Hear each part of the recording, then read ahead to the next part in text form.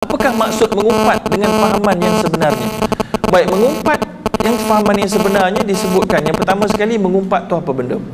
Mengumpat tu disebutkan dalam hadis Nabi bila ditanyakan oleh baginda Nabi, mal ghibatu ya Rasulullah, apakah dia mengumpat? Al-ghibah, ya, iaitulah zikruka akhaka bima yakrah, kamu sebut tentang saudara kamu benda yang dia tak suka.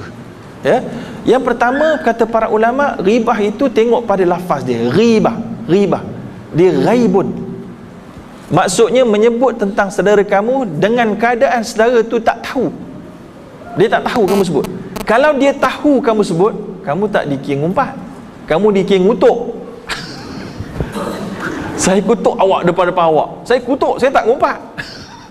Saya tegur, saya nasihat depan-depan. Kalau saya cerita kat belakang, saya senyap, tak tahu. Itu mengumpat. Betul, kalau betul. Maka Nabi kata, kalau sahabat tanya, afara'aita in kana fi akhi ma aqul, macam mana kalau betul-betul apa yang aku cakap kat belakang dia tu betul-betul ada dia buat? In kana fihi ma taqul faqad ibtaghtahu, kalau betul apa yang kamu cakap, kamu telah mengumpatnya. Wa in lam yakun fihi faqad bahattah, kalau tak betul, kamu telah membohongi, mendustakannya, memfitnahnya. Ya, maka sekarang ni mengumpat yang apa nama tu diharamkan, confirm. Sekarang ni mengumpat yang diharuskan adalah apabila maslahah am lebih banyak. Ya, yang pertama contohnya disebut oleh para ulama, atadhallum, fayajuzu lil mazlum ayatazallam ila sultan awil qadi. Bagi orang yang kena zalim, harus untuk dia menyebut kejahatan orang yang membuat dia kepada orang yang berkuasa, berkuasa ataupun qadi. Kemudian yang keduanya, al-isti'anatu ala taghyiril munkar, membantu untuk menghilangkan kemungkaran yang boleh jatuh kepada ramai orang. Yang ini mungkin boleh khilaf mengikut tafsiran kita.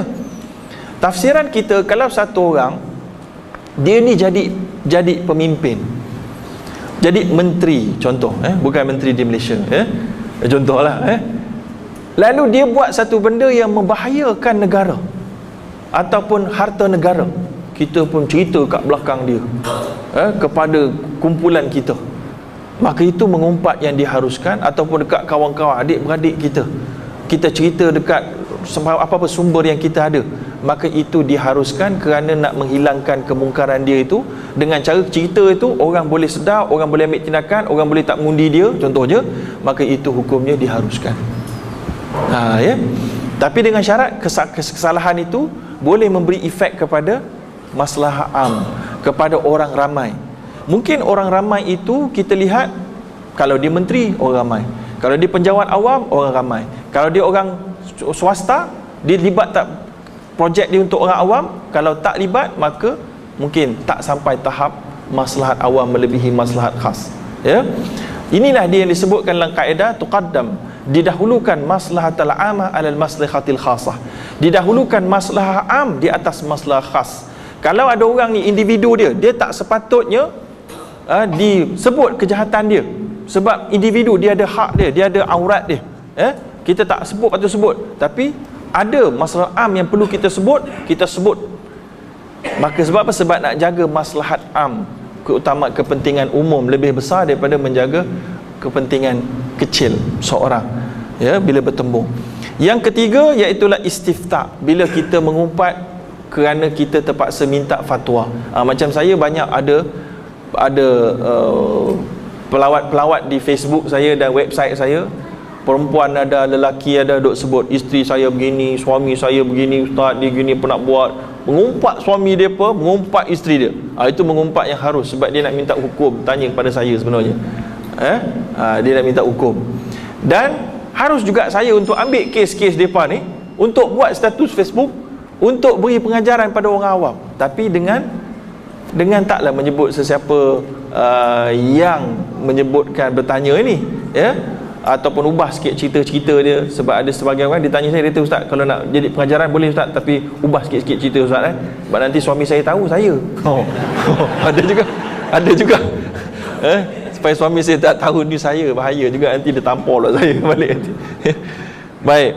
Baik, yang kemudian iaitulah yang keempat, tahdzirul muslimin minasyarr, iaitulah untuk tahdzir. Ini banyak kontroversi sikit.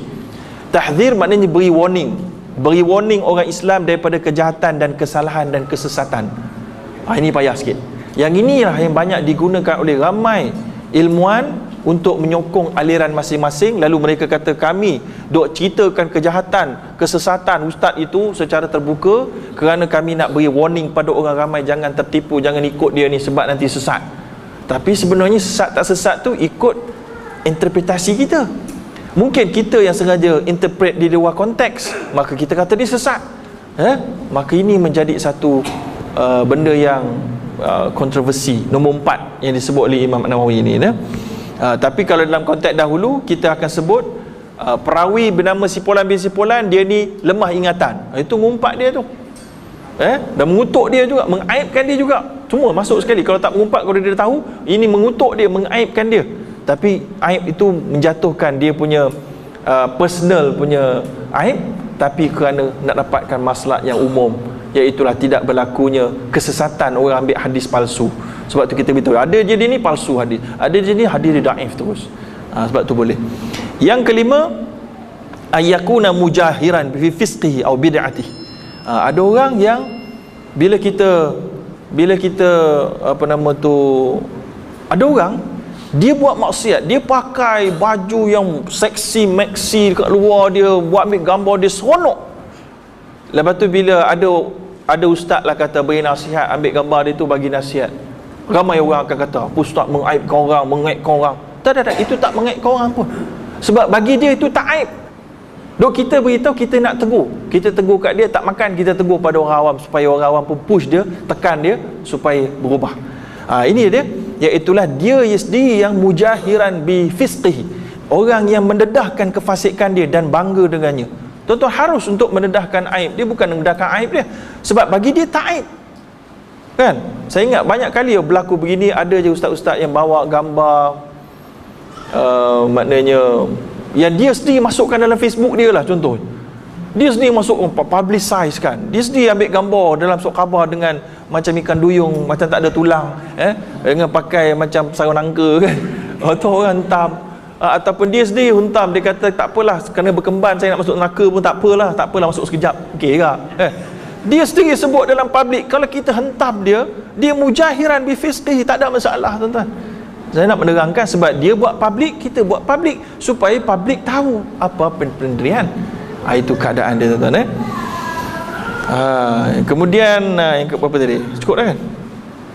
Itu yang kelima. Yang keenam, at-ta'rif, kalau untuk mengenalkan, bukan untuk mengutuk. Contohnya kita datang satu kampung, kita kata saya nak cari si Polan ni. Si Polan yang mana? Ni ada ramai ni, saya cari Ustaz Zain. Ustaz Zain ni ada ramai kat kampung, dia ada 80 orang. Saya Ustaz Zain yang gemuk tu. Saya tahu. Apa-apa tahu. Contoh, tak mana nak kutuk ustaz tu. Tapi tak, bukan untuk kutuk, untuk kenal. Maka itu hukumnya diharuskan. Wallahu alam.